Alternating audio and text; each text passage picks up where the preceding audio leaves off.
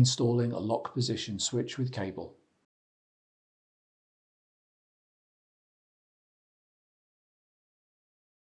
If necessary, install the lock position switch cable on a bracket.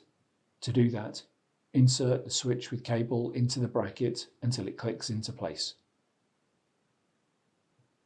To install the lock position switch with cable on the node, hook the lock position switch onto the pin on the sidewall of the node and then push it slightly to the left.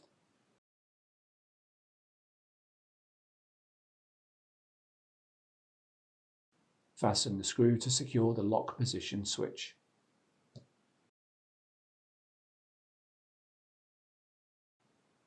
Connect the cable of the lock position switch to the connector on the system board.